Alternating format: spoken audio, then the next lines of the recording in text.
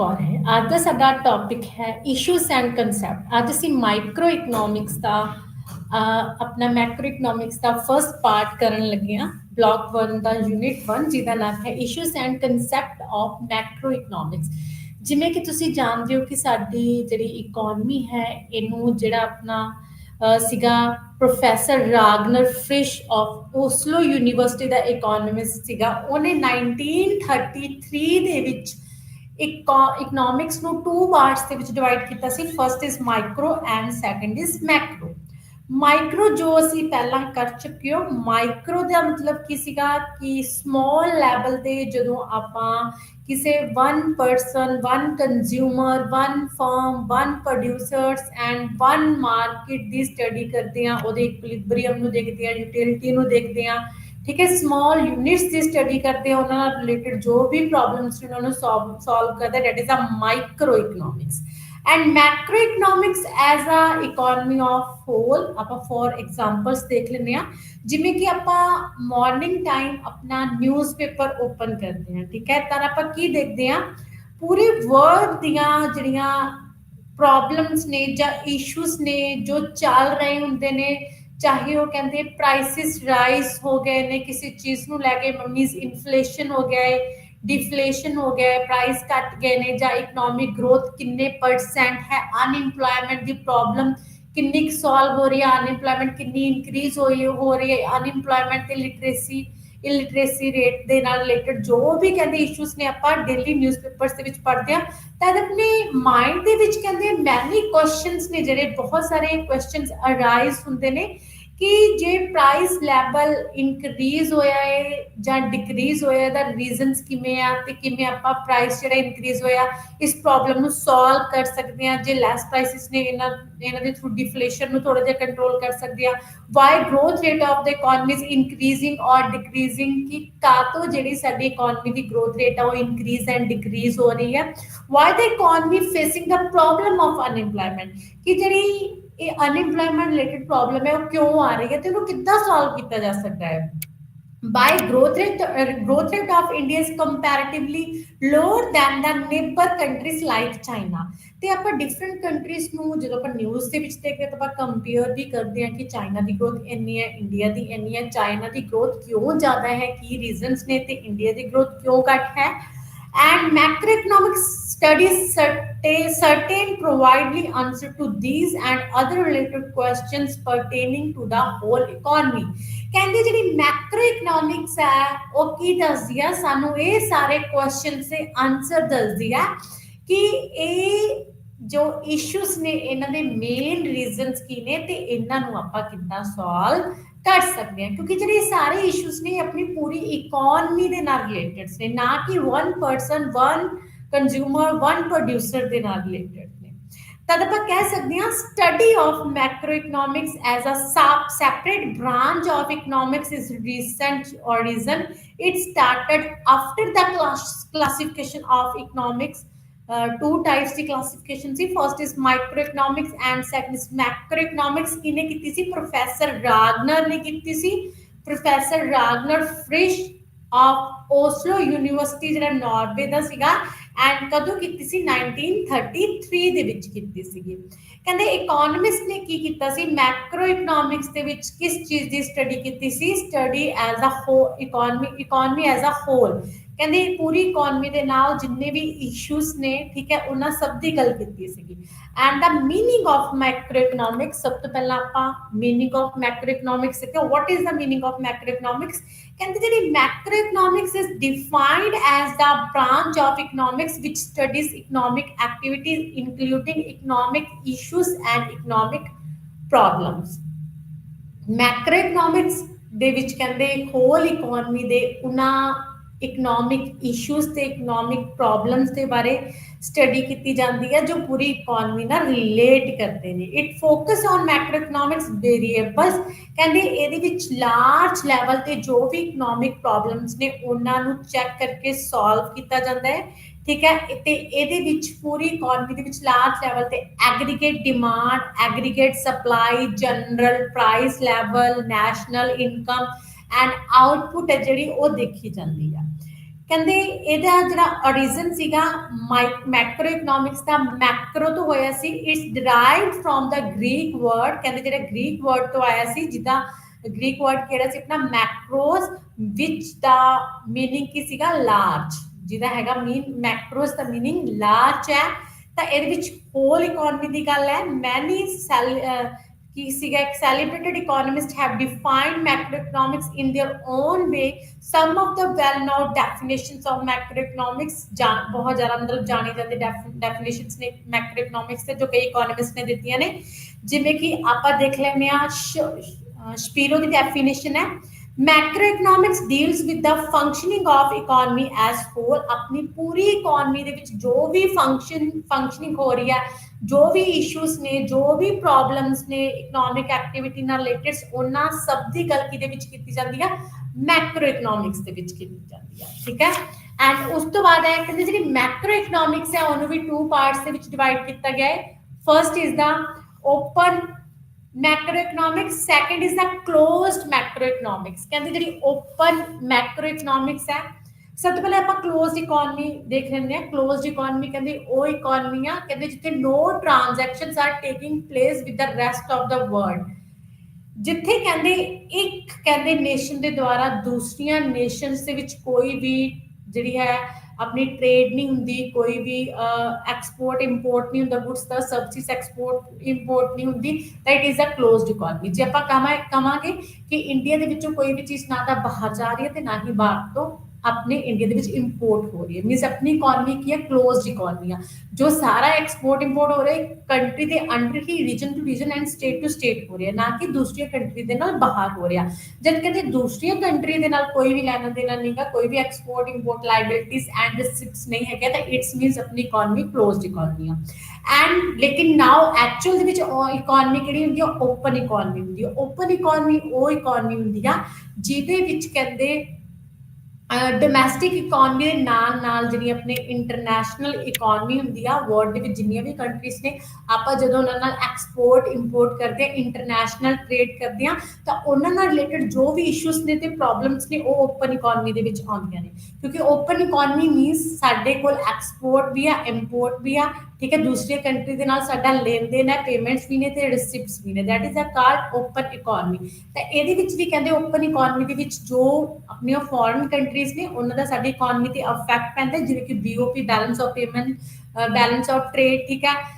ਤਾਂ ਇਹਦੇ ਵਿੱਚ ਥਰੂ ਵੀ ਸਾਡੀ ਇਕਨੋਮੀ ਡਿਸਟਰਬ ਹੁੰਦੀ ਹੈ ਠੀਕ ਹੈ ਕਈ ਵਾਰ ਇਹਨੂੰ ਪੋਜ਼ਿਟਿਵ ਪੁਆਇੰਟਸ ਮਿਲਦੇ ਨੇ ਇਸ BOP ਫੇਵਰੇਬਲ ਵੀ ਹੁੰਦਾ ਤਾਂ ਇਹਨਾਂ ਨਾਲ ਰਿਲੇਟਡ ਜੋ ਵੀ ਇਸ਼ੂਜ਼ ਨੇ ਤੇ ਪ੍ਰੋਬਲਮਸ ਨੇ ਉਹ ਵੀ ਆਪਾਂ ਓਪਨ ਇਕਨੋਮੀ ਦੇ ਇਸ ਦੇ ਵਿੱਚ ਆਪਣੀ ਮੈਕਰੋ ਇਕਨੋਮਿਕਸ ਦੇ ਵਿੱਚ ਹੀ ਪੜ੍ਹਦੇ ਹਾਂ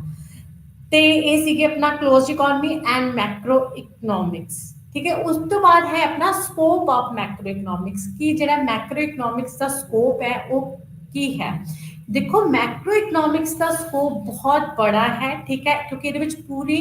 ਜਿਹੜੀ ਹੈ ਆਪਣੀ ਇਕਨੋਮੀ ਉਹਦੀ ਫੰਕਸ਼ਨਿੰਗ ਦੀ ਗੱਲ ਹੋ ਰਹੀ ਹੈ ਪੂਰੀ ਇਕਨੋਮੀ ਦੇ ਵਿੱਚ ਜੋ ਵੀ ਪ੍ਰੋਬਲਮ ਫੇਸਿਸ ਕਰਨੀਆਂ ਪੈ ਰਹੀਆਂ ਨੇ ਜਿਵੇਂ ਕਿ ਇਨਫਲੇਸ਼ਨ ਹੋ ਗਿਆ ਪ੍ਰਾਈਸਿਸ ਦਾ ਇਨਕਰੀਜ਼ ਹੋਣਾ ਐਂਡ ਅਨਇੰਪਲੋਇਮੈਂਟ ਦਾ ਇਨਕਰੀਜ਼ ਹੋਣਾ ਗਰੋਥ ਰੇਟ ਹੋ ਗਈ ਇਕਨੋਮਿਕ ਠੀਕ ਹੈ ਮੈਕਰੋ ਇਕਨੋਮਿਕਸ ਪਾਲਿਸੀਜ਼ ਹੋ ਗਈਆਂ ਗਵਰਨਮੈਂਟ ਦੀਆਂ ਠੀਕ ਹੈ ਐਂਡ ਆਪਣਾ ਬਿਜ਼ਨਸ ਸਾਈਕਲਸ ਹੋ ਗਿਆ ਤੇ ਆਪਣਾ ਇੰਟਰਨੈਸ਼ਨਲ ਟ੍ਰੇਡ ਨਾਲ ਰਿਲੇਟਡ ਜੋ ਵੀ ਹੈ BOP ਦੀ ਗੱਲ ਕੀਤੀ ਗਈ ਹੈ ਠੀਕ ਹੈ ਉਹ ਸਾਰੀਆਂ ਇਸ਼ੂਜ਼ ਤੇ ਪ੍ਰੋਬਲਮਸ ਕਿਹਦੇ ਵਿੱਚ ਸਟੱਡੀ ਕੀਤੀ ਜਾਂਦੀਆਂ ਨੇ ਮੈਕਰੋ ਇਕਨੋਮਿਕਸ ਦੇ ਵਿੱਚ ਕੀਤੀਆਂ ਜਾਂਦੀਆਂ ਨੇ ਤਾਂ ਸਭ ਤੋਂ ਪਹਿਲਾਂ ਕਹਿੰਦੇ ਇਹਦੇ ਵਿੱਚ theory of national income Macro economics ਦੇ ਵਿੱਚ ਨੈਸ਼ਨਲ ਇਨਕਮ ਦੀ ਗੱਲ ਕੀਤੀ ਜਾਂਦੀ ਹੈ ਕਹਿੰਦੇ ਨੈਸ਼ਨਲ ਇਨਕਮ ਦੇ ਜੋ ਵੀ ਕਨਸੈਪਟਸ ਨੇ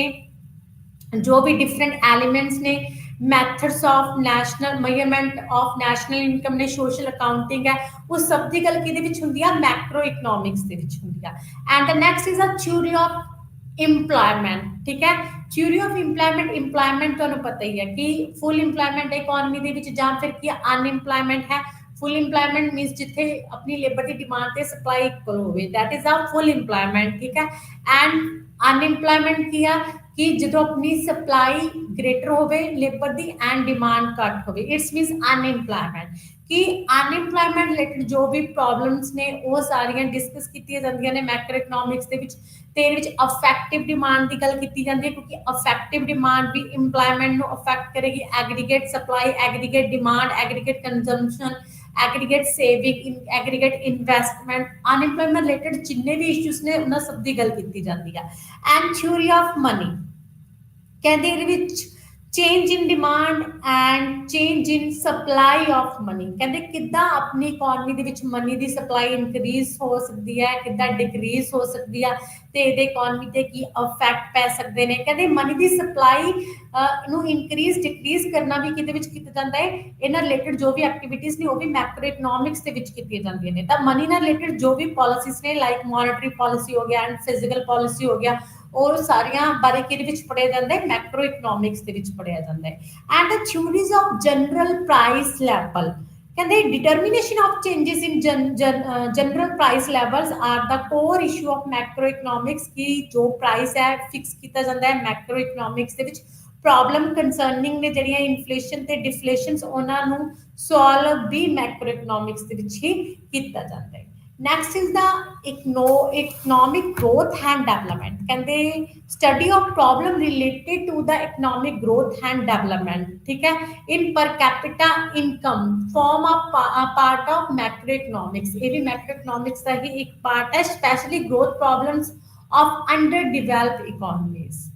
next is a business cycle economic activities always show ups and downs in never show a steady pattern of change in the all time curve कहते बिजनेस साइकल्स में जो इन्फ्लेशन डिफ्लेशन रिसेशन रिकवरी है वो कहते eco जिहा नहीं रहिंदा अपने कोल प्राइसिस दे विच कहते जो कांस्टेंट प्राइसिस है वो नहीं रहिंदे प्राइसिस दे विच इंक्रीज हुंदा बिजनेस साइकल्स कहते जिन्हों कहते ये अपना मेजर है माइक्रो इकोनॉमिक्स दा इशू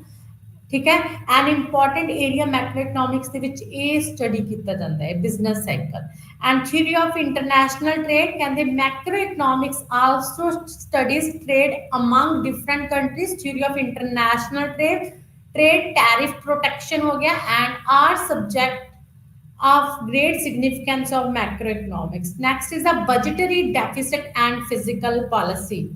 Government ਦੀ physical policy जो government ਦੇ budget and expenditures ਨਾਲ related है ਜਦੋਂ ਕਹਿੰਦੇ physical deficit ਹੁੰਦਾ means government ਦੇ expenditures increase ਹੋ ਜਾਂਦੇ ਨੇ government ਦੇ receipts ਦੇ ਨਾਲੋਂ income ਦੇ ਨਾਲੋਂ ਤਾਂ this is the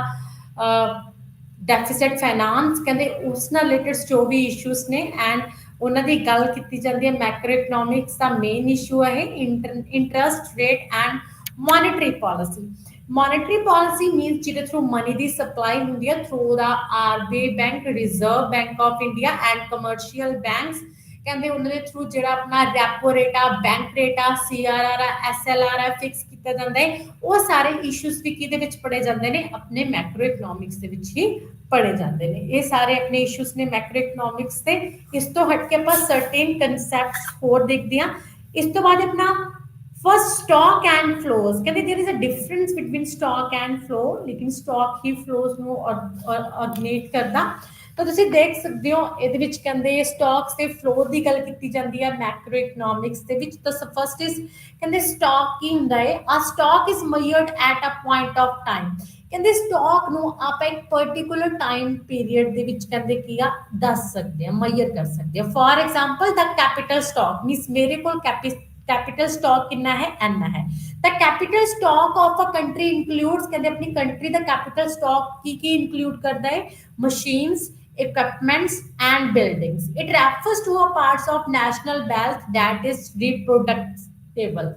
कहते रिप्रोड्यूस किया जा सकता है ये अपनी कैपिटल है जो कहते अपनी कंट्री विच की हुंदी है मैनमेड बनाई हुंदी है कहते ठीक है मशीन्स इक्विपमेंट्स ते बिल्डिंग की गल करिए कि मेरे को इन्ना तो इन्ना स्टॉक है it consists of resource that help in production of goods and services the stock of capital can be measured at the particular date money supply labor force external debts are some other example of stock मेरे को labour ਦਾ stock ਐਨਾ ਹੈ labour supply ਲਈ ਐਨੀ ਹੈ money ਦਾ stock ਐਨਾ ਹੈ ਮੇਰੇ ਕੋਲ ਠੀਕ ਹੈ ਐਂਡ ਐਕਸਟਰਨਲ ਡੈਬਟ ਮੈਂ ਐਨਾ ਦੇਣਾ ਹੈ ਠੀਕ ਹੈ ਇਹ ਸਾਰਾ ਕੀ ਹੋਗਾ ਦਿਸ ਇਜ਼ ਅ ਸਟਾਕ ਜਿਵੇਂ ਫॉर ਐਗਜ਼ਾਮਪਲ ਮੇਰੇ ਕੋਲ ਇੱਕ ਟੈਂਕੀ ਹੈ ਪਾਣੀ ਦੀ ਤੇ ਟੈਂਕੀ ਦੇ ਵਿੱਚ ਪਾਣੀ ਪਿਆ ਹੈ this is a stock this is a glass of water ਤਾਂ ਇਹ ਕੀ ਕਹਿ ਸਕਦੇ ਮੇਰੇ ਕੋਲ ਇੱਕ ਪਾਣੀ ਦਾ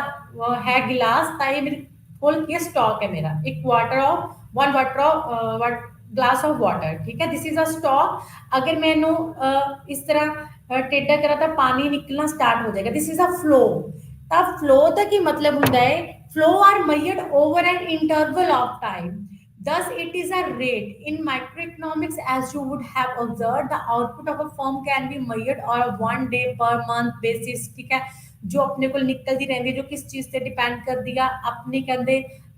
कंजम्पशन ते, इन्वेस्टमेंट ते, सेविंग ते, प्रॉफिट ते,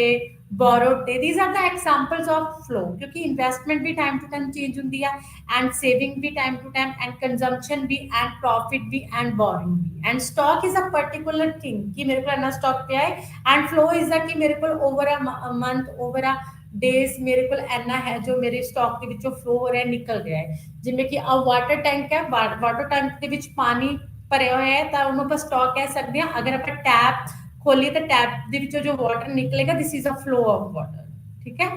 तो there is a difference between the stock and flow. the change in a capital stock is given by investment, ਤਾਂ ਹੁਣ ਤੁਸੀਂ ਦੇਖ ਸਕਦੇ ਹੋ ਕਿ ਜਿਹੜਾ ਕੈਪੀਟਲ ਸਟਾਕ ਮੇਰੇ ਕੋਲ ਇਕੱਠਾ ਪਿਆ ਹੈ, ਠੀਕ ਆ, ਤਾਂ ਉਹਦੇ ਵਿੱਚ ਚੇਂਜ ਕਿਹਦੇ ਥਰੂ ਆ ਸਕਦਾ ਹੈ, ਕੰਜ਼ੰਪਸ਼ਨ ਦੇ ਥਰੂ ਆ ਰਿਹਾ ਹੈ, ਇਨਵੈਸਟਮੈਂਟ ਦੇ ਥਰੂ ਆ ਰਿਹਾ ਹੈ, ਠੀਕ ਹੈ, ਐਂਡ ਫਿਰ ਪ੍ਰੋਫਿਟ ਦੇ ਥਰੂ, ਬੋਰਿੰਗ ਦੇ ਥਰੂ, ਸੇਵਿੰਗ ਦੇ ਥਰੂ। ਅੱਗੇ ਹੈਗਾ ਉਸ ਤੋਂ ਬਾਅਦ second is a short run and long run, तो तुहानू पता ही है कि बेसिकली अपने 2 टाइम पीरियड्स हुंदे ने, वैसे तो 4 भी पढ़े ने आपां ने, वेरी शॉर्ट, शॉर्ट, लॉन्ग ते वेरी लॉन्ग, ठीक है, तो द 2 में बेसिक ने जो short run and long run, तुहानू शॉर्ट पता ही है शॉर्ट टाइम पीरियड ਕਿਹੜਾ ਹੁੰਦਾ ਹੈ, ਸ਼ਾਰਟ ਟਾਈਮ ਪੀਰੀਅਡ ਉਹ ਹੁੰਦਾ ਹੈ ਕਹਿੰਦੇ ਜਿਹਦੇ ਵਿੱਚ ਕਹਿੰਦੇ ਕੁਝ ਜਿਹੜੇ ਫੈਕਟਰ ਆਫ ਪ੍ਰੋਡਕਸ਼ਨਸ ਹੁੰਦੇ ਨੇ, ਲਾਈਕ 4 ਫੈਕਟਰ ਆਫ ਪ੍ਰੋਡਕਸ਼ਨਸ ਨੇ, land, labour, capital and entrepreneur, ਇਹਨਾਂ ਦੇ ਵਿੱਚੋਂ ਕੁਝ ਜਿਹੜੇ ਫੈਕਟਰ ਆਫ ਪ੍ਰੋਡਕਸ਼ਨਸ ਨੇ ਸ਼ਾਰਟ ਰਨ ਦੇ ਵਿੱਚ ਫਿਕਸ ਰਹਿੰਦੇ ਨੇ, ਜਿਨ੍ਹਾਂ ਨੂੰ ਚੇਂਜ ਨਹੀਂ ਕੀਤਾ ਜਾ ਸਕਦਾ, ਜਿਵੇਂ ਕਿ ਆਪਣੀ ਲੈਂਡ ਹੋ ਗਈ ਤੇ ਕੈਪੀਟਲ ਹੋ ਗਈ, this is a fix factor of productions in a short run. ਤੇ ਸਿਰਫ ਆਪਾਂ with help of variable factor ਜਿਵੇਂ ਕਿ ਲੇਬਰ ਨੂੰ ਆਪਾਂ ਇਨਕਰੀਜ਼ ਕਰ ਸਕਦੇ ਹਾਂ ਸ਼ਾਰਟ ਰਨ ਦੇ ਵਿੱਚ, तो शॉर्ट रन अगर अपन अपनी प्रोडक्शन इनक्रीज करना है तो ओनली अपन लेबर इनक्रीज करके अपनी प्रोडक्शन इनक्रीज कर सकते हैं, लेकिन लॉन्ग रन की होंगे है, लॉन्ग रन जो ऑल फैक्टर ऑफ प्रोडक्शन ने आ की होंगे ने वेरीएबल्स मीन सबनों आप चेंज कर सकते हैं, अगर अपने लॉन्ग रन प्रोडक्शन इनक्रीज करना है तब आप लेबर भी चेंज कर सकते हैं, कैपिटल भी चेंज कर सकते हैं, ते अपनी लैंड के साइज नो भी इनक्रीज कर सकते हैं, न्यू बिल्डिंग ते प्लांट भी सैटअप कर सकते हैं, इन्हें लॉन्ग रन न्यू टैक्नोलॉजी भी लेके आ सकते हैं, ठीक है, क्योंकि लॉन्ग पीरियड का सारे जड़े फैक्टर प्रोडक्शन ने उन्होंने चेंज करके अपनी जी आउटपुट इनक्रीज कर सकते हैं, तो जी आउटपुट है शॉर्ट रन ते लॉन्ग रन 2 टाइम पीरियड्स कहते साडे डिपेंड करती है।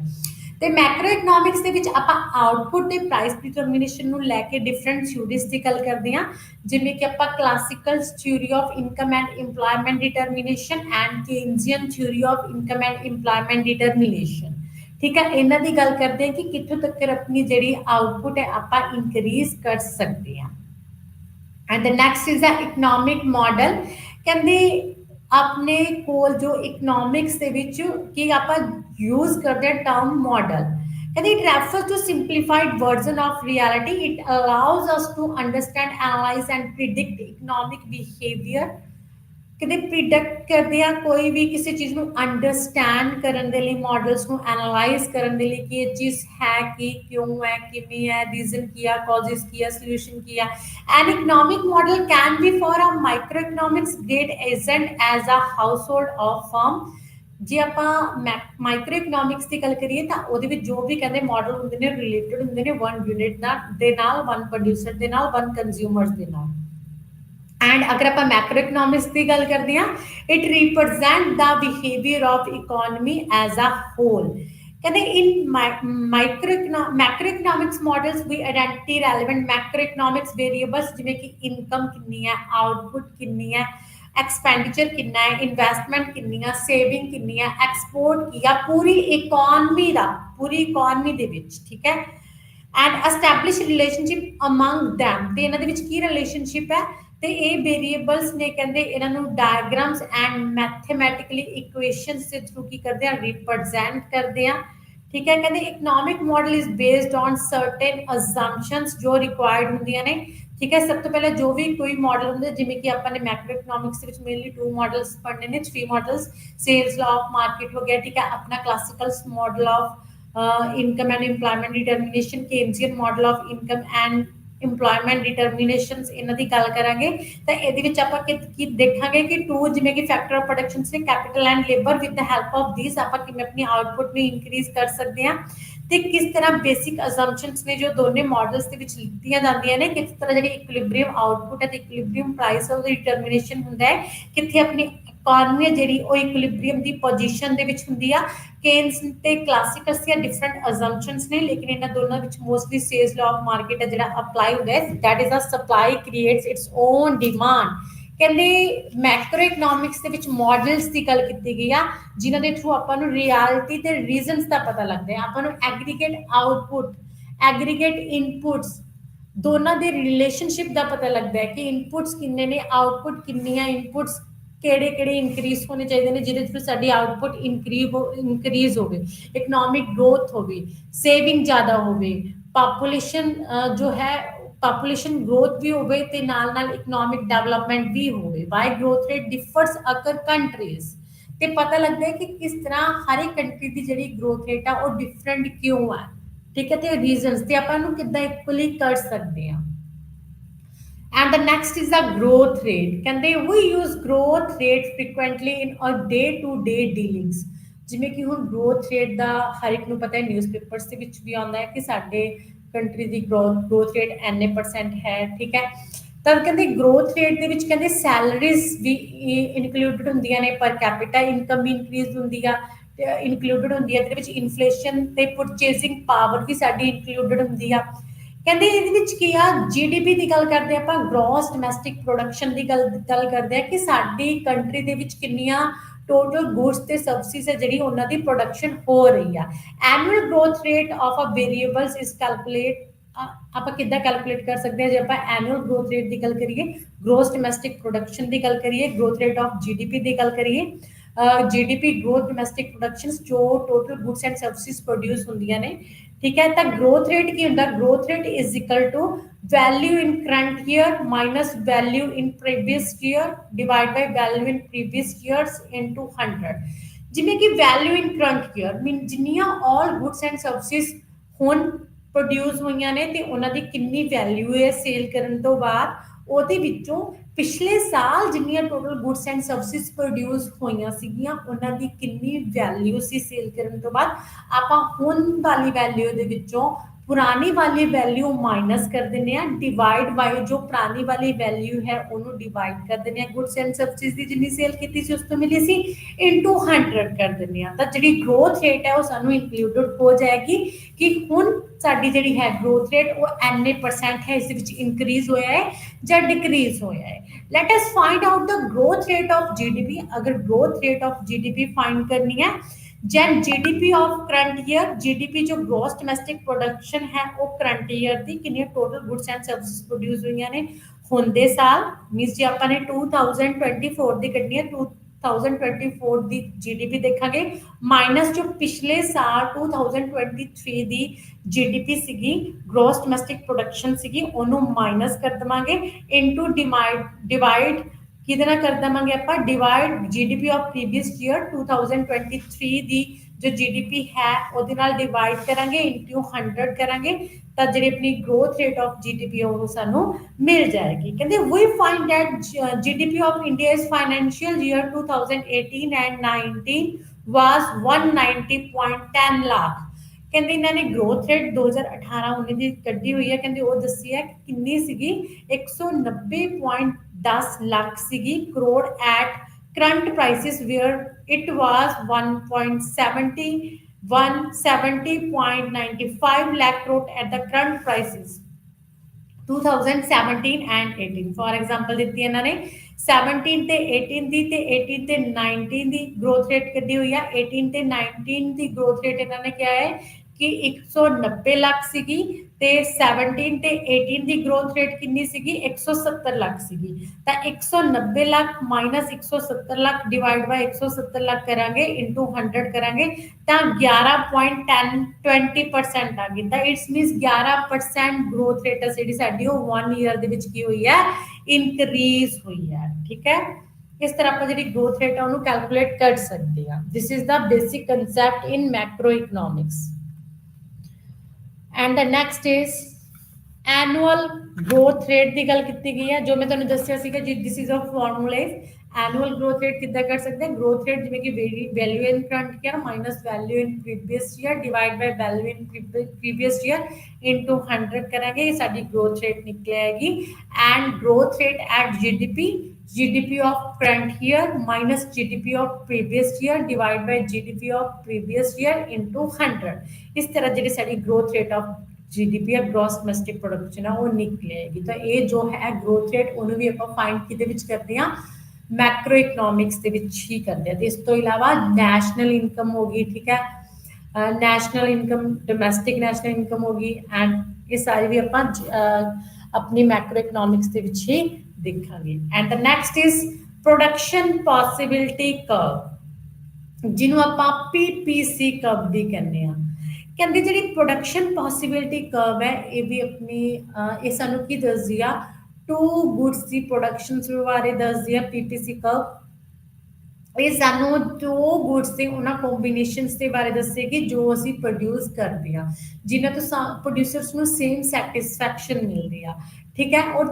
टू गुड्स के कॉम्बीनेशंस इस तरह चूज करेगा कि वो इनपुट्स घट ते आउटपुट ज़्यादा तो ज़्यादा हो मीनस उन्होंने प्रॉफिट गेन होगी कहते ये की है ये कहते इनपुट्स जिमें कि तुहानू पता है कि इनपुट्स की स्कार्सिटी है इनपुट्स किहड़े यूज किए जाते हैं फैक्टर ऑफ प्रोडक्शन के land labour capital and entrepreneur ठीक है जिमें कि लैंड हो गया लेबर हो गया कैपिटल हो गया रॉ मटीरियल हो गया एनर्जी हो गया एनर्जी तो बाद अपना टैक्निकल नाउ एंड हाउ कहते अवेलेबिलिटी ऑफ सर्टेन रिसोर्सिस है जी इज आल्सो लिमिटेड कहते कुछ रिसोर्सिस की जी अवेलेबिलिटी होंगी अपनी ज़्यादा नहीं होंगी स्कारसिटी होंगी कई रिसोर्सिस की मतलब स्कारसिटी होने करके सानू उन्होंने ध्यान के नाल यूज करना पैंदा है क्योंकि वो रेयर होंगे ने तद कहते जो आप किसी भी चीज़ की प्रोडक्शन करनी है तो आप सोच के करते हैं कि टू गुड्स के विचों किस चीज़ की प्रोडक्शन से मैं वो रिसोर्सिस नूं की करा यूज करा शॉर्ट रन के तुहानू पता ही है कि जो नैचुरल रिसोर्सिस होंगे ने आप उन्होंने चेंज कर सकते हैं ठीक है एंड गवर्नमेंट दी पॉलिसीज ने जिहड़ियां उन्हां दा भी इफैक्ट पैंदा रिसोर्सिस ते वेरियस सैक्टर्स का भी इकोनॉमी की जी प्रोडक्शन पॉसिबिलिटी कर्व है उसका इफैक्ट पैंदा है ठीक है तो ये कहते वेरीएशनस होंगी जो आप टू गुड्स की प्रोडक्शन करनी रिसोर्सिस आप अलग अलग क्वांटिटी चूज करते हैं जिमें कि तुम इस देख सकते हो प्रोडक्शन पॉसिबिलिटी कर्व है जो टू गुड्स की प्रोडक्शन बारे दस रही है टू गुड्स के डिफरेंट कॉम्बीनेशंस को दिखा रही है जो एक प्रोड्यूसर्स प्रोड्यूस कर रहे हैं मान लो इकोनॉमी के प्रोड्यूसर है ठीक है उन्हें दो तरह के गुड्स को प्रोड्यूस कर रहे हैं consumer goods and capital goods ओ एक्स ते कंज्यूमर गुड्स ने ते ओ बाई ते कैपिटल गुड्स ने तो जी अपनी PPC कर्व है ये लैफ्ट राइट डाउनवर्ड है ठीक है जो कि दस रही है कि अगर एक गुड की अपने क्वांटिटी को इनक्रीज करना है प्रोडक्शन इनक्रीज करना है तो दूसरे गुड की प्रोडक्शन को सानू की करना पेगा डिक्रीज करना पेगा क्योंकि जो रिसोर्सिस ने वो लिमिटेड ने तो तुम इतने देख सकते हो कि पहला की एफ ते प्रोडक्शन हो रही है प्रोडक्शन पॉसिबिलिटी जी कर्व है वो एफ ते ई पॉइंट है जो प्रोड्यूसर्स को सेम सैटिस्फैक्शन दे रहा है ਜਾਂ ਤਾਂ वो एफ पॉइंट पे प्रोड्यूस कर सकते हैं ਜਾਂ वो ई पॉइंट पे प्रोड्यूस कर सकते हैं अगर कहते कंज्यूमर जो अपना प्रोड्यूसर है एफ पॉइंट पे प्रोडक्शन कर रहे हैं तो टू गुड्स के विच कहते हो कि कैपिटल गुड्स की प्रोडक्शन कितनी कर रहे हैं वो वाई कर रहे हैं एंड जी अपने कंज्यूमर गुड्स ने वो X2 प्रोड्यूस कर रहे हैं मीनस कंज्यूमर गुड्स घट प्रोड्यूस कर रहे हैं कैपिटल गुड्स ज़्यादा प्रोड्यूस कर रहे हैं एफ पॉइंट पे अगर कहते उन्होंने लगता है कि कंज्यूमर गुड्स की डिमांड ज़्यादा है अगर मैं कंज्यूमर गुड्स की प्रोडक्शन करूँगा तो मैंने बेनीफिट ज़्यादा होएगा प्रॉफिट ज़्यादा होएगा क्योंकि इनके प्राइसिस हाई ने तो की करेगा कंज्यूमर गुड्स की क्वांटिटी को इनक्रीज करना चाहेगा तो ये कुछ रिसोर्सिस ने अपने कैपिटल गुड तो हटा के कंज्यूमर गुड्स की प्रोडक्शन से लगाने पैणगे क्योंकि रिसोर्सिस लिमिटेड ने तो की करेगा वाई गुड की प्रोडक्शन तो कुछ रिसोर्सिस हटा के अपना एक्स गुड की प्रोडक्शन ते लगा देगा। तो उन्हें की की वाई गुड की ओदी प्रोडक्शन घट गई, ओ वाई तो नीचे ओ वाई डैश होगी एंड एक्स गुड की प्रोडक्शन बढ़ के कितनी होगी ओ एक्स टू तो ओ एक्स वन होगी। तो एक्स गुड की प्रोडक्शन मीनस ई पॉइंट पे हुन एक्स वन किया इंक्रीज होगी, एक्स टू तो ई पॉइंट पे किया हुन प्रोड्यूसर्स किया अपना कॉम्बिनेशन चूज कर रहे हैं, ओ वाई जो है अपना कैपिटल गुड्स प्रोड्यूस कर रहे हैं एंड ओ एक्स वन अपनी जो है कंज्यूमर गुड्स प्रोड्यूस कर रहे हैं। तो आप ये दस सकते हैं कि अपॉर्चुनिटी कॉस्ट की गल करिए कि जी एक्स टू तो एक्स वन तक अपने प्रोडक्शन इंक्रीज की आ, ਉਹਦੇ ਲਈ ਮੈਨੂੰ ਵਾਈ ਗੁੱਡ ਦੇ ਕੁਝ ਇਕਾਈਆਂ ਨੂੰ ਛੱਡਣਾ ਪਿਆ ਹੈ। ਤਾਂ ਜਿਹੜੀ ਪ੍ਰੋਡਕਸ਼ਨ ਪੋਸੀਬਿਲਿਟੀ ਕਰਵ ਹੈ ਇਹ ਟੂ ਗੁੱਡਸ ਦੇ ਕੰਬੀਨੇਸ਼ਨਸ ਨੂੰ ਦੱਸਦੀ ਹੈ ਜਿਨ੍ਹਾਂ ਤੋਂ ਪ੍ਰੋਡਿਊਸਰਸ ਨੂੰ ਇਕੁਅਲੀ ਕੀ ਸੈਟੀਸਫੈਕਸ਼ਨ ਮਿਲਦੀ ਆ। ਹੁਣ ਜਾਂ ਤਾਂ ਉਹ ਐਫ ਪੁਆਇੰਟ ਤੇ ਪ੍ਰੋਡਕਸ਼ਨ ਕਰ ਸਕਦਾ ਹੈ ਜਾਂ ਉਹ ਈ ਪੁਆਇੰਟ ਤੇ ਪ੍ਰੋਡਕਸ਼ਨ ਕਰ ਰਿਹਾ ਹੈ। ठीक है, तो अगर वो एफ तो ई तक कराएगा तो उन्होंने वाई की क्वांटिटी घटा के एक्स की बतानी पेगी, अगर वो एफ ते जा रहे ई तो उन्होंने एक्स की घटा के वाई की इंक्रीज करनी पेगी। तो वो उस गुड को प्रोड्यूस करेगा जिसके की बेनीफिट है तो जिसकी उसकी कॉस्ट की है घट है। तो जोड़ा डी पॉइंट है दिस जी डी एंड जोड़ा अपना जी पॉइंट है this is the in efficient point. In efficient point है डी पॉइंट है जोड़ा वो अपनी बजट लाइन तो नीचे है, मीन्स आप उत्थे प्रोडक्शन नहीं करेंगे क्योंकि अपने को रिसोर्सेज तो ज़्यादा अवेलेबल नहीं। एंड जो जी पॉइंट है वो अपने नॉन अटेनेबल पॉइंट है क्योंकि वो अपनी पहुंच तो बाहर है, अपनी लिमिट तो बाहर है, ठीक है, अपने बजट तो बाहर है। तो जी नू आपां नहीं लै सकते। तो जी ते जिहड़ा डी है ये इन एफिशिएंट पॉइंट ने, नॉन अटेनेबल पॉइंट ने एंड जिहड़ा एफ ते ई पॉइंट है this is a attainable point. तो मैं इत्थे दो पॉइंट्स से किसी भी दो गुड्स की जी प्रोडक्शन है वो कर सकता, दो टू गुड्स के प्रोडक्शन की कॉम्बीनेशंस नो चूज कर सकता। This is the production possibility curve. जा एफ पॉइंट पे कर सकता O Y capital goods and O X two consumer goods, जा ई पॉइंट पे कर सकता O Y capital goods and O X one अपनी consumer goods. This is the combinations of two goods जिहदे सानू इकनॉमिक्स दे विच पता चलदा मैक्रो इकनॉमिक्स दे विच किस कॉम्बीनेशंस नू मैं चूज करना है, किसी विच मैनू ज़्यादा बेनिफिट है। And the next is importance of economic growth। कहते आर्थिक वाधे की महत्वता, इंपॉर्टेंस ऑफ इकनॉमिक ग्रोथ की गल की गई है कि अपने जो है ग्रोथ के डेवलपमेंट की इकनॉमिक ग्रोथ की इंपॉर्टेंस है अपनी इकोनॉमी कि इकनॉमिक ग्रोथ नाल रिलेटेड जिहड़े मुद्दे ने मैक्रो इकनॉमिक्स के उन्हां वल क्यों देखा जाता है। तो मेजर जिहड़ा है मैक्रो इकनॉमिक्स इशू किया इंपॉर्टेंस ऑफ इकनॉमिक ग्रोथ। तो देखो कहते why do we need macro economics, it is not micro economics enough to understand analyse and address economic issues of economic problems. देखो क्योंकि जरा माइक्रो इकनॉमिक्स है वो भी इकनॉमिक प्रॉब्लम्स को सॉल्व करता है लेकिन स्मॉल लेवल पे, सिर्फ one individual, one unit, one producers and one consumer नाल रिलेटेड प्रॉब्लम्स ਤਾਂ ਉਹ ਤਾਂ ਸੋਲਵ ਹੋ ਜਾਂਦੀਆਂ ਨੇ। ਕਹਿੰਦੇ ਉਹ ਇਨਫ ਕਿਉਂ ਨਹੀਂ ਹੈਗਾ ਆਪਣੀਆਂ ਇਕਨੋਮੀ ਦੀਆਂ ਪ੍ਰੋਬਲਮਸ ਨੂੰ ਸੋਲਵ ਕਰਨ ਬਾਰੇ, ਕਿਉਂਕਿ ਉਹ ਇੰਡੀਵਿਜੂਅਲੀ ਲੈਵਲ ਤੇ ਸੋਚਦੇ ਨੇ, ਆਪਣੇ ਬਾਰੇ ਸੋਚਦੇ ਨੇ, ਠੀਕ ਹੈ। ਤਾਂ ਕਹਿੰਦੇ ਜਿਹੜੇ ਮੈਕਰੋ ਇਕਨੋਮਿਕਸ ਇਸ਼ੂਸ ਨੇ ਉਹਨਾਂ ਨੂੰ ਸੋਲਵ ਕਰਨ ਦੇ ਲਈ ਆਪਾਂ ਨੂੰ ਕੀ ਆ ਮਾਈਕਰੋ ਇਕਨੋਮਿਕਸ, ਮੈਕਰੋ ਇਕਨੋਮਿਕਸ ਨੂੰ ਹੀ ਪੜ੍ਹਨਾ पएगा। जिमें कि अपनी जो फूड इंडस्ट्री है, फूड प्रोडक्शन, क्लोथ मैन्युफैक्चरिंग, कहते इन्हां रिलेटेड जो भी प्रॉब्लम्स ने वो इंडिविजुअल्स इकोनॉमी दे विच की गल की जाती है, लेकिन सर्टेन इशूज ने जिन्हां दी कहते गल मैक्रो इकनॉमिक्स दे विच ही की जाती है, जिमें कि अनएम्पलॉयमेंट हो गया, पॉवर्टी हो गया, ठीक है, बिजनेस साइकल्स हो गया, इंटरनेशनल ट्रेड होगी। दिस इज द क्योंकि ये पूरी इकोनॉमी के नाल, होल इकोनॉमी के नाल रिलेटेड ने, अपनी इकोनॉमिक ग्रोथ नाल रिलेटेड ने। ਤਾਂ ਕਹਿੰਦੇ some major microeconomics issues that point to need with macroeconomics as a specialized branch of body, क्योंकि ਇਹਦੇ ਵਿੱਚ ਐਵਰੀ ਇੰਡਸਟਰੀ ਦੀ ਗੱਲ ਕੀਤੀ ਜਾਂਦੀ ਹੈ, ਸਾਰੀਆਂ ਪ੍ਰੋਡਕਸ਼ਨ ਐਕਟੀਵਿਟੀਜ਼ ਦੀ ਗੱਲ ਕੀਤੀ ਜਾਂਦੀ ਆ, ਇਨਫਲੋ ਐਂਡ ਆਊਟਫਲੋਜ਼ ਦੀ ਗੱਲ ਕੀਤੀ ਜਾਂਦੀ ਆ and importance of economic growth ਦੀ ਗੱਲ ਕੀਤੀ ਜਾਂਦੀ ਆ। ਉਹ ਚ ਤਾਂ ਸਿਰਫ ਆਪਾਂ ਵਨ ਪਰਸਨ ਦੀ ਗਰੋਥ ਦੇਖਦੇ ਆ, one producer and one consumer ਦੀ, ਲੇਕਿਨ ਇੱਥੇ ਕੀ ਆ ਇਕਨੋਮਿਕ ਗਰੋਥ, ਪੂਰੀ ਇਕੋਨਮੀ ਸਾਡੀ ਕਿਵੇਂ ਗਰੋ ਕਰੇਗੀ ਇਹਦੇ ਬਾਰੇ ਮੈਕਰੋ ਇਕਨੋਮਿਕਸ ਵਿੱਚ ਹੀ ਦੇਖਿਆ ਜਾ ਸਕਦਾ ਹੈ। ਤਾਂ growth and development the importance ਵੀ ਹੈ ਸਾਡੀ ਇਕੋਨਮੀ ਦੇ ਵਿੱਚ। ਕਹਿੰਦੇ growth and development are the Ki parameters of macro economics एक की पैरामीटर्स ने अपने मैक्रो इकोनॉमिक्स पॉलिसी दे कहते global integration of economics of the different companies growth and development has emerged as a focus area study in the macro economics कहते mostly macro economics का main objective की ਹੁੰਦਾ है economic growth करना ਹੁੰਦਾ है इकोनॉमिक ग्रोथ एंड डेवलपमेंट कहते there is a different between economic growth and development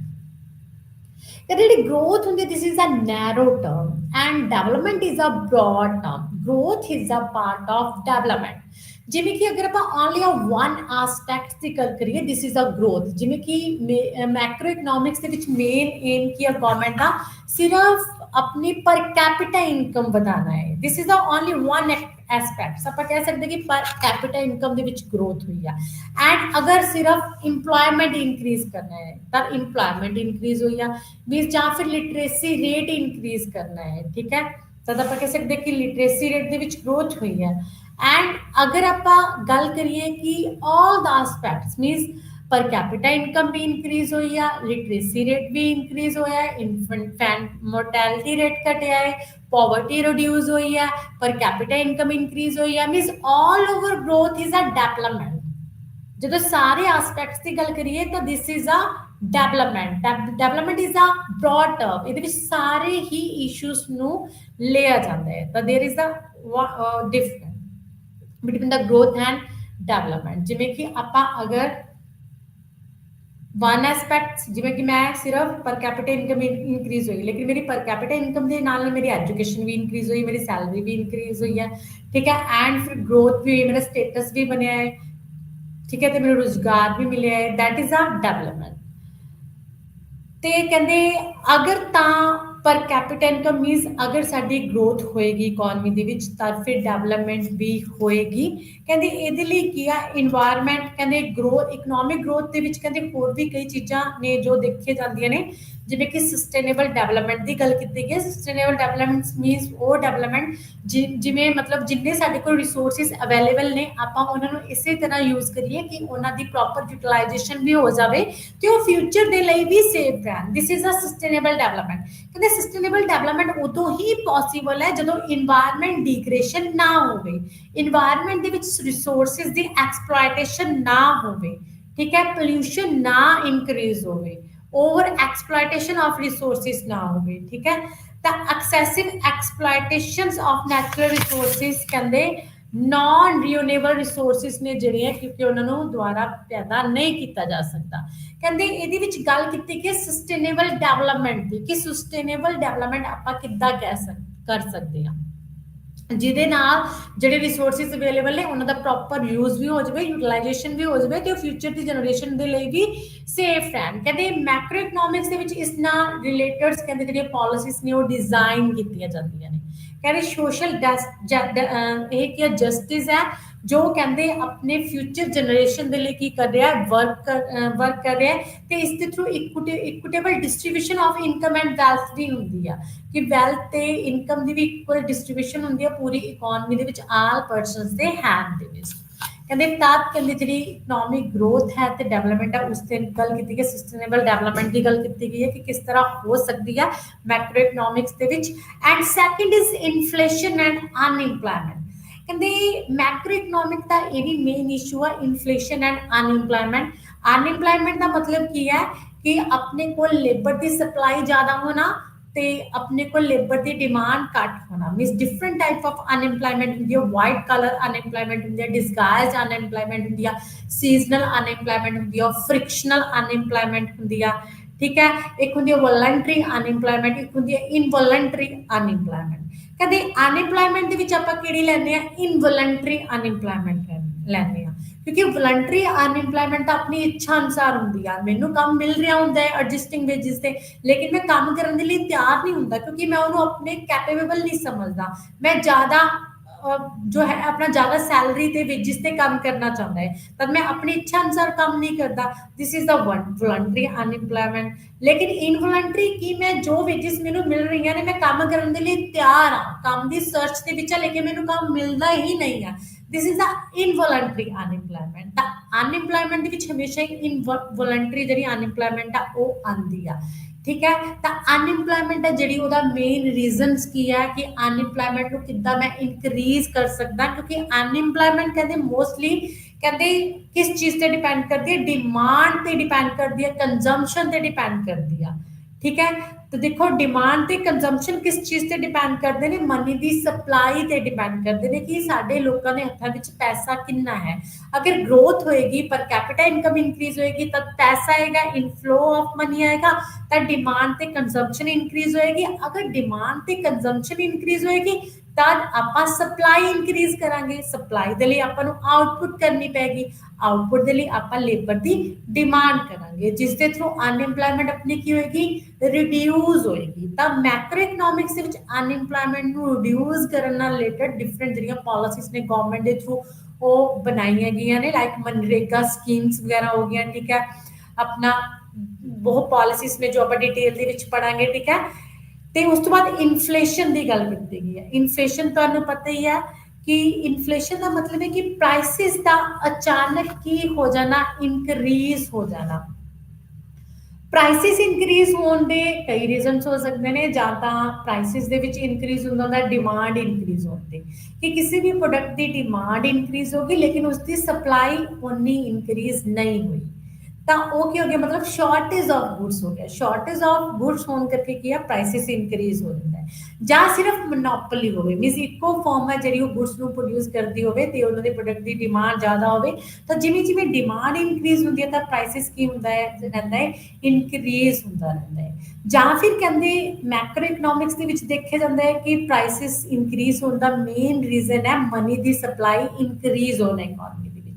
money the supply increase ਕਿਹਦੇ ਥਰੂ ਹੁੰਦੀ ਹੈ, ਆਪਣੀ ਮੋਨੇਟਰੀ ਤੇ ਫਿਜ਼ੀਕਲ ਪਾਲਿਸੀ ਦੇ ਥਰੂ ਹੁੰਦੀ ਆ। ਅਗਰ ਕਹਿੰਦੇ ਫਿਜ਼ੀਕਲ ਪਾਲਿਸੀ ਦੇ ਥਰੂ ਕੀ ਆ, ਮੋਸਟਲੀ ਜੋ ਹੈ ਆਪਣਾ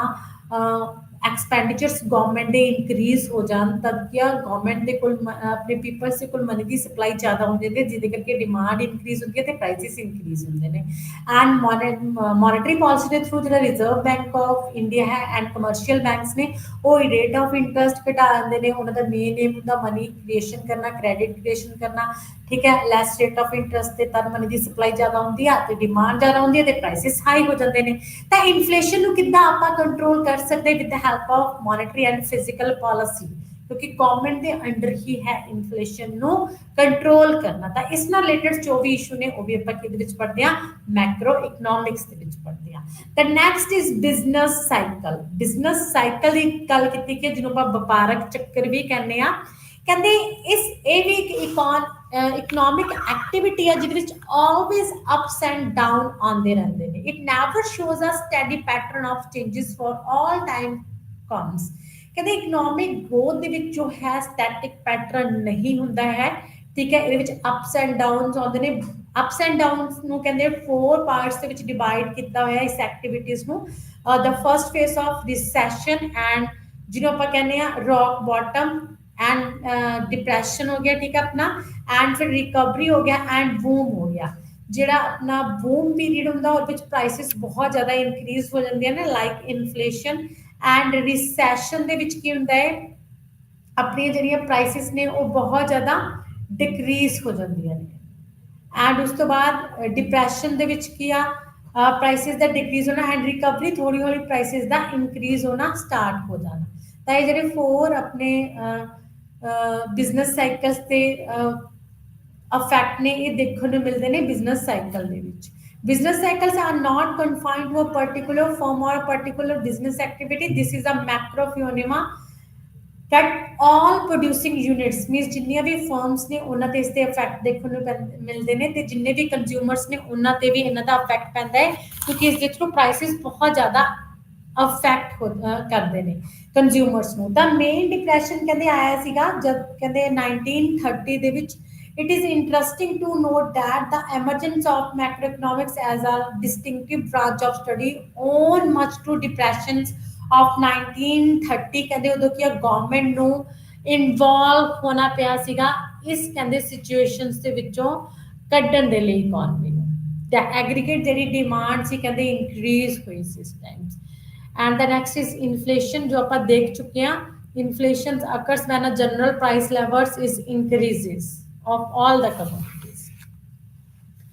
एंड इस तो बाद अपना budgetary deficit and physical policy कहते इकनॉमिक्स के विच बजटरी पॉलिसी की डेफिसिट एंड फिजिकल पॉलिसी की गल की गई आ ਤਾਂ ਫਿਜ਼ੀਕਲ ਪਾਲਿਸੀ ਕਹਿੰਦੇ ਉਹ ਪਾਲਿਸੀ ਹੈ ਜੋ ਗਵਰਨਮੈਂਟ ਦੇ ਐਕਸਪੈਂਡੀਚਰਸ ਤੇ ਰੈਵਨਿਊ ਨਾਲ ਰਿਲੇਟਡ ਹੁੰਦੀ ਹੈ ਤੇ ਆਪਣਾ ਡੈਫਿਸਿਟ ਫਾਈਨਾਂਸ ਕੀ ਹੁੰਦਾ ਕਿ ਜਦੋਂ ਗਵਰਨਮੈਂਟ ਦਾ ਜਿਹੜਾ ਆਪਣਾ ਐਕਸਪੈਂਡੀਚਰ ਹੈ ਗਵਰਨਮੈਂਟ ਦੇ ਰੈਵਨਿਊ ਨਾਲੋਂ ਮੀਨਸ ਇਨਕਮ ਦੇ ਨਾਲੋਂ ਇਨਕਰੀਜ਼ ਹੋ ਜਾਂਦਾ ਗਵਰਨਮੈਂਟ ਨੂੰ ਫਿਜ਼ੀਕਲ ਡੈਫਟ ਹੁੰਦਾ ਹੈ ਜਿਸ ਨੂੰ ਪੂਰਾ ਕਰਨ ਦੇ ਲਈ ਜਾਂ ਤਾਂ ਉਹ ਨਿਊ ਕਰੰਸੀ ਜਾਰੀ ਕਰਦੀ ਆ ਆਰਬੀਆਈ ਦੇ ਥਰੂ ਜਾਂ ਜਿਹੜੀਆਂ ਫੋਰਨ ਕੰਟਰੀਜ਼ ਨੇ ਉਹਨਾਂ ਤੋਂ ਕੀ ਲੈਂਦੀ ਆ ਲੋਨ ਲੈਂਦੀ ਆ ਜਿਸ ਦਾ ਇਫੈਕਟ ਕਹਿੰਦੇ ਜਿਹੜੀ ਸਾਡੀ ਕਾਮਨ ਪੀਪਲਸ ਨੇ ਪੂਰੀ ਜਿਹੜੀ ਇਕਨੋਮੀ ਆ ਉਸ ਤੇ ਪੈਂਦਾ ਹੈ ਤਾਂ ਗਵਰਨਮੈਂਟ ਕਹਿੰਦੇ ਜਦੋਂ ਇਹ ਫਿਜ਼ੀਕਲ ਡੈਫਿਸਿਟ ਹੁੰਦਾ ਹੈ ਤਾਂ ਇਸ ਦਾ ਮੀਨਸ ਮਨੀ ਦੀ ਸਪਲਾਈ ਗਵਰਨਮੈਂਟ ਦੇ ਥਰੂ ਜ਼ਿਆਦਾ ਹੋਗੀ ਆਪਣੀ ਇਕਨੋਮੀ ਦੇ ਵਿੱਚ ਤਾਂ ਇਹਦੇ ਥਰੂ ਡਿਮਾਂਡ ਇਨਕਰੀਜ਼ ਹੁੰਦੀ ਹੈ ਕੰਜ਼ਿਊਮਰਸ ਦੀ ਜਿਹਦੇ ਥਰੂ ਪ੍ਰਾਈਸਿਸ ਕੀ ਹੋ ਜਾਂਦੀਆਂ ਨੇ ਹਾਈ ਹੋ ਜਾਂਦੀਆਂ ਨੇ ਠੀਕ ਹੈ ਅਗਰ ਕਹਿੰਦੇ ਐਕਸਪੈਂਡੀਚਰ ਗਵਰਨਮੈਂਟ ਦੇ ਘੱਟ ਤਾਂ it's means money the supply ਘੱਟ ਹੈ ਇਕਨੋਮੀ ਦੇ ਵਿੱਚ ਤਾਂ ਕੰਜ਼ਿਊਮਰ ਦੇ ਥਰੂ ਜਿਹੜੀ ਹੈ ਡਿਮਾਂਡ ਘਟੇਗੀ ਜਿਹਦੇ ਥਰੂ ਪ੍ਰਾਈਸਿਸ ਕੀ ਹੋਣਗੀਆਂ ਲੋ ਹੋਣਗੀਆਂ ਮੀਨਸ ਡਿਫਲੇਸ਼ਨ ਹੋਏਗਾ तब कहते गवर्नमेंट इन्फ्लेशन ते डिफ्लेशन ਨੂੰ ਕੰਟਰੋਲ ਕਰਨ ਦੇ ਲਈ ਵੀ ਆਪਣੀ ਜਿਹੜੀ ਹੈ ਫਿਜ਼ੀਕਲ ਪਾਲਿਸੀ ਯੂਜ਼ ਕਰਦੀ ਆ ਅਗਰ ਤਾਂ ਇਨਫਲੇਸ਼ਨ ਹੈ ਤਾਂ ਗਵਰਨਮੈਂਟ ਕੀ ਕਰੇਗੀ ਗਵਰਨਮੈਂਟ ਐਕਸਪੈਂਡੀਚਰ ਘਟਾ ਦੇਗੀ ਜਿਹਦੇ ਥਰੂ ਮਨੀ ਦੀ ਸਪਲਾਈ ਹੈ ਜਿਹੜੀ ਆਪਣੀ ਪਰਚੇਸਿੰਗ ਪਾਵਰ ਹੈ ਲੋਕਾਂ ਦੀ ਘਟੇਗੀ ਜਿਹਦੇ ਥਰੂ ਪ੍ਰਾਈਸਿਸ ਕੀ ਹੋਣਗੀਆਂ ਘੱਟ ਹੋਣਗੀਆਂ ਅਗਰ ਡਿਫਲੇਸ਼ਨ ਹੈ ਮੀਨਸ ताकि मनी की सप्लाई इंक्रीज हो जाएगी जिहदे थ्रू जिहड़ी डिमांड ऑफ गुड्स की होएगी इंक्रीज होएगी तो इस तरह गवर्नमेंट जिहड़ी पॉलिसी है वो मेन रोल प्ले करती है इन मैक्रो इकनॉमिक्स एंड उस तो बाद है interest rate and monetary policy ਇਹਦੇ ਵਿੱਚ ਕਹਿੰਦੇ ਇੰਟਰਸਟ ਰੇਟ ਦੀ ਗੱਲ ਕੀਤੀ ਗਈ ਆ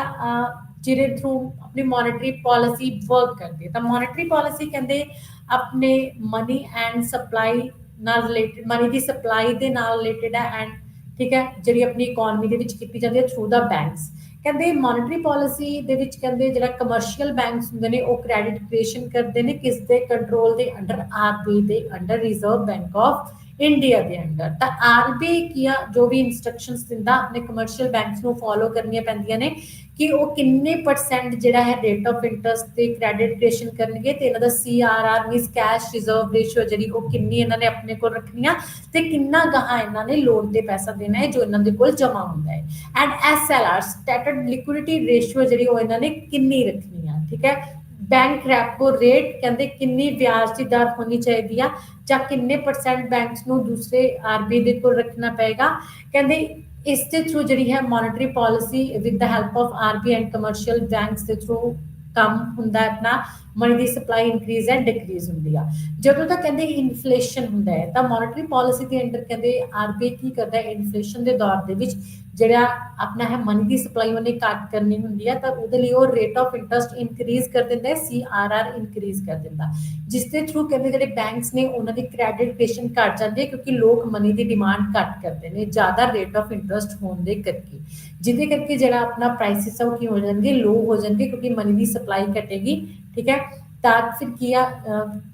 ਲੋਕ ਮਨੀ ਦੀ ਡਿਮਾਂਡ ਘੱਟ ਕਰਨਗੇ ਜਿਹਦੇ ਥਰੂ ਕੰਜ਼ੰਪਸ਼ਨ ਘੱਟ ਹੋਏਗੀ ਤੇ ਪ੍ਰਾਈਸਿਸ ਵੀ ਘੱਟ ਹੋਣਗੀਆਂ ਅਗਰ ਕਹਿੰਦੇ ਡਿਫਲੇਸ਼ਨ ਹੈ ਤਾਂ ਇਟਸ ਮੀਨਸ ਇਕਨੋਮੀ ਦੇ ਵਿੱਚ ਪੈਸਾ ਘੱਟ ਹੈ ਤਾਂ ਕਹਿੰਦੇ ਜਿਹੜੇ ਆਪਣੇ ਬੈਂਕ ਹੁੰਦੇ ਨੇ ਸੀਆਰਆਰ ਆਪਣੀ ਡਿਕਰੀਜ਼ ਕਰਦੇ ਨੇ ਤੇ ਆਪਣਾ ਰੇਟ ਆਫ ਇੰਟਰਸਟ ਵੀ ਡਿਕਰੀਜ਼ ਕਰਦੇ ਨੇ ਜਿਹਦੇ ਥਰੂ ਮਨੀ ਦੀ ਡਿਮਾਂਡ ਪੀਪਲ ਦੇ ਥਰੂ ਇਨਕਰੀਜ਼ ਹੋਏਗੀ ਕ੍ਰੈਡਿਟ ਕ੍ਰੀਏਸ਼ਨ ਜ਼ਿਆਦਾ ਹੋਏਗੀ ਮਨੀ ਦੀ ਸਪਲਾਈ ਜ਼ਿਆਦਾ ਹੋਏਗੀ ਜਿਹਦੇ ਥਰੂ ਕੰਜ਼ੰਪਸ਼ਨ ਤੇ ਡਿਮਾਂਡ ਜ਼ਿਆਦਾ ਹੋਏਗੀ ਤੇ ਪ੍ਰਾਈਸਿਸ ਕੀ ਹੋ ਜਾਣਗੀਆਂ ਹਾਈ ਹੋ ਜਾਣਗੀਆਂ ਤੇ ਇਸ ਤਰ੍ਹਾਂ ਇਕਨੋਮੀ ਦੇ ਵਿੱਚ ਸਟੈਬਲਾਈਜੇਸ਼ਨ ਆ ਜਾਏਗੀ ਤਾਂ with the help of interest rate and monetary policy ਜਿਹੜੀ ਉਹ ਸਾਡੀ ਵਰਕ ਕਰਦੀ ਆ ਕਿ ਕਿਸ ਤਰ੍ਹਾਂ ਇਨਫਲੇਸ਼ਨ ਡਿਫਲੇਸ਼ਨ ਨੂੰ ਕੰਟਰੋਲ ਕੀਤਾ ਜਾ ਸਕੇ ਤੇ ਜਿਹੜੇ ਕਹਿੰਦੇ ਇਕਨੋਮਿਕ ਗਰੋਥ ਤੇ ਡਿਵੈਲਪਮੈਂਟ ਦੇ ਵਿੱਚ ਵੀ ਕਹਿੰਦੇ ਮੋਨਿਟਰੀ ਪਾਲਿਸੀ ਦਾ ਮੇਨ ਰੋਲ ਹੈ ਕਿਉਂਕਿ ਜਿੰਨੇ ਵੀ ਆਪਣੇ ਬਿਜ਼ਨਸਮੈਨਸ ਨੇ ਉਹਨਾਂ ਨੂੰ ਜਦੋਂ ਪੈਸਾ ਇਨਵੈਸਟ ਕਰਨਾ ਹੁੰਦਾ ਹੈ ਤਾਂ ਉਹ ਪੈਸਾ ਲੋਨ ਤੇ ਚਾਹੀਦਾ ਹੁੰਦਾ ਹੈ ਤਾਂ ਉਹ ਆਪਣਾ ਆਰਬੀਆਈ ਜਾਂ ਕਮਰਸ਼ੀਅਲ ਬੈਂਕਸ ਤੋਂ ਲੈ ਸਕਦੇ ਨੇ ਕਮਰਸ਼ੀਅਲ ਬੈਂਕਸ ਤੋਂ ਲੈ ਸਕਦੇ ਨੇ ਠੀਕ ਹੈ ਤਾਂ ਮੋਨਿਟਰੀ ਪਾਲਿਸੀ ਦਾ ਮੇਨ ਏਮ ਕੀ ਆ ਜਿਹੜਾ ਹੈ ਲੋਨ ਕ੍ਰੈਡਿਟ ਪ੍ਰੋਵਾਈਡ ਕਰਨਾ ਪੀਪਲਸ ਨੂੰ ਤਾਂ ਟੂ ਮੇਨ ਐਕਟੀਵਿਟੀਜ਼ ਨੇ ਇਹਨਾਂ ਦੀਆਂ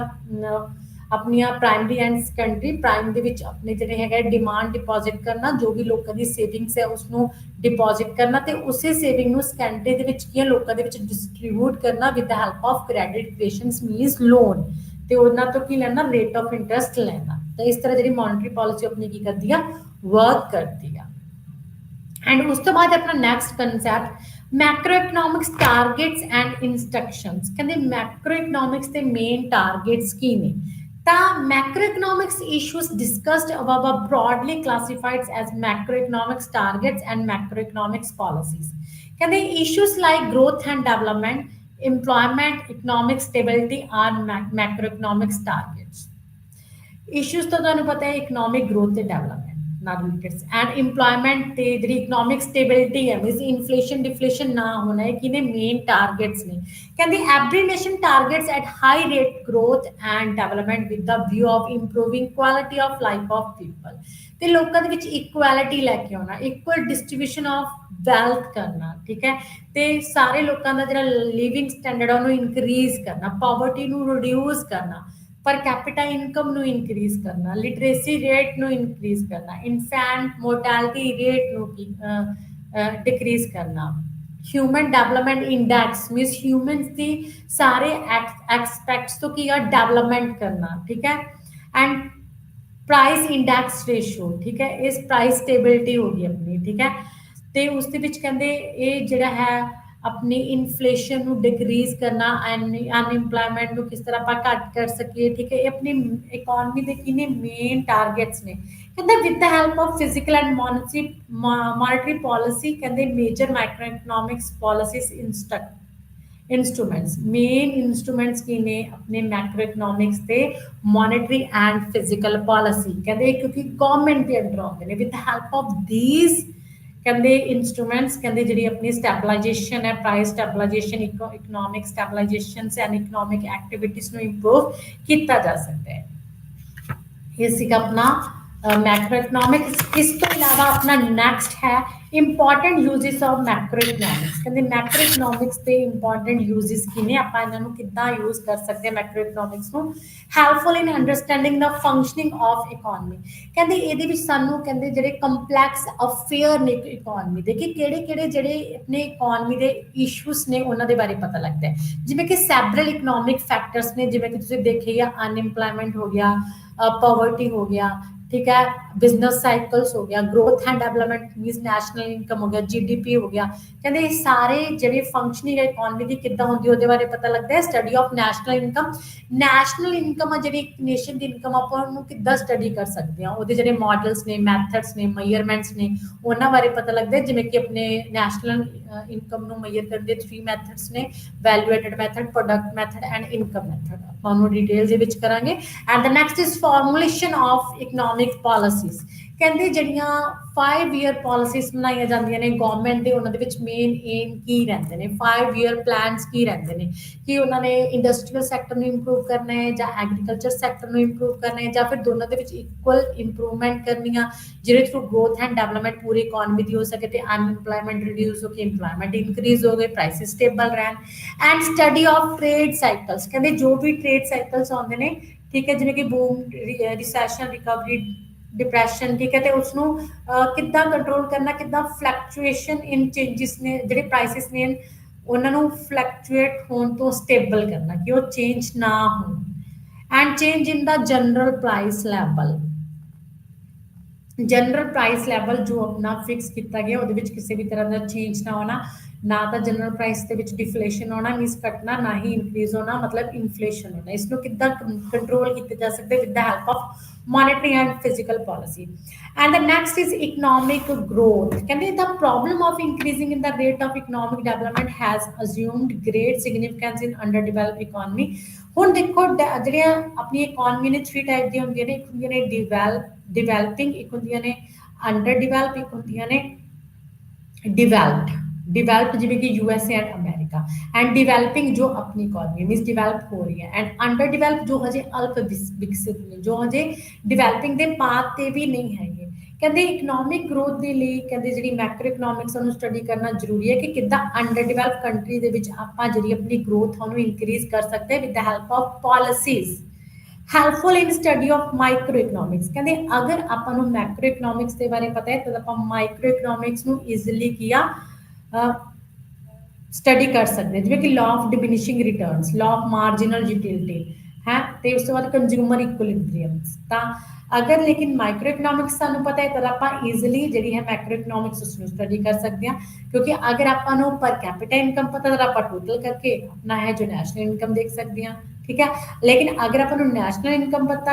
है तो अपन नंबर ऑफ पीपल से ना डिवाइड करके अपनी पर कैपिटा इनकम देख सकते हैं and estimate of material welfare कहते promotion of physical welfare of peoples in the goal of every economy material welfare has increased or not cannot be ascertained from the study of individual units कहते individual units तो हट के अगर अपने material welfare देखना है मीनस aggregate employment देखनी है एग्रीगेट इनकम देखनी है एग्रीगेट कंजम्पशन देखनी है तो ਆਪਾਂ मैक्रो इकोनॉमिक्स ਦੇ ਵਿੱਚ ਲਾਰਜ ਲੈਵਲ ਤੇ ਸਾਰੇ ਫਰਮਸ ਦੀ ਕੰਜ਼ੰਪਸ਼ਨ ਸਾਰੇ ਕੰਜ਼ਿਊਮਰ ਦੀ ਕੰਜ਼ੰਪਸ਼ਨ ਦਾ ਪਲੱਸ ਕਰਕੇ ਸਾਰੇ ਪ੍ਰੋਡਿਊਸਰਸ ਦੀ ਪ੍ਰੋਡਕਸ਼ਨ ਦਾ ਪਲੱਸ ਕਰਕੇ ਕਹਿੰਦੇ ਇਹਦੇ ਥਰੂ ਆਪਾਂ ਐਗਰੀਗੇਟ ਕਿਹਦੇ ਵਿੱਚ ਦੇਖਦੇ ਹਾਂ ਕਿੰਨੇ ਵੀ ਪਰਸਨਸ ਇੰਪਲੋਇਡ ਨੇ ਉਹਨਾਂ ਨੂੰ ਟੋਟਲ ਕਰਕੇ ਕਹਿੰਦੇ ਆਪਾਂ ਮੈਕਰੋ ਇਕਨੋਮਿਕ ਲੈਵਲ ਤੇ ਹੀ ਦੇਖ ਸਕਦੇ ਹਾਂ ਪੂਰੀ ਇਕਨੋਮੀ ਦੇ ਵਿੱਚ एंड इंटरनेशनल कंपैरिजनस कहते मैक्रो इकनॉमिक्स हेल्प करता इंटरनेशनल लैवल ते कंपैरिजन करन दे विच कहते इस दे थ्रू भी डिफरेंट जिहड़ियां इकोनॉमीज ने उन्हां दे विच investment rate per capita income consumption and saving level है जिहड़ा चेक किया जा सकता है ते exchange rate of different countries कहते जिहड़ी एक्सचेंज रेट हुंदी है डिफरेंट करेंसीज दी कहते उन्हां दे विच भी आपां डिफरेंट देख सकते हैं एंड इकनॉमिक प्लैनिंग कहते इकनॉमिक प्लैनिंग है जी वो भी अपनी मैक्रो इकनॉमिक्स के की जाती है 5 ईयर प्लान्स ने जिन्होंने पॉवर्टी रिड्यूस करना मेन एम होंगे अनएम्पलॉयमेंट रिड्यूस करना मेन एम होंगे ग्रोथ एंड डेवलपमेंट को एग्रीकल्चर सैक्टर के ग्रोथ करने ठीक है अपने बेसिक नीड्स को कितना पूरा किया जा सके and helpful in understanding macro economics paradoxes कहते अपनी जो मैक्रो इकनॉमिक्स के मोस्टली जो प्रॉब्लम्स आ रही ने उन्होंने हैल्प फुल होंगे समझण दे विच किहदे थ्रू सिर्फ मैक्रो इकनॉमिक्स दे थ्रू ठीक है कि किस तरह जो है जनरल प्राइस लैवल फिक्स हो सकता है डिफरेंट मॉडल्स ने जिवें कि Keynesian model and classicals model उहदे through price and income determination देखते हैं आपां उस तो बाद कहते जी पॉवर्टी ਉਹਦਾ मेन रीजन की आंदा ते पॉवर्टी ਨੂੰ ਆਪਾਂ ਕਿੱਦਾਂ ਰਿਡਿਊਸ ਕਰ ਸਕਦੇ ਹਾਂ ਪॉवर्टी ਕਿਹੜੇ ਸੈਕਟਰ ਦੇ ਵਿੱਚ ਜ਼ਿਆਦਾ ਹੈ ਠੀਕ ਹੈ ਕਿਸ ਤਰ੍ਹਾਂ ਇੰਪਲੋਇਮੈਂਟ ਇਨਕਰੀਜ਼ ਹੋ ਸਕਦੀ ਹੈ ਐਗਰੀਕਲਚਰ ਸੈਕਟਰ ਦੇ ਵਿੱਚ ਗਾਇਜ਼ ਅਨਇੰਪਲੋਇਮੈਂਟ ਕਿਉਂ ਹੈ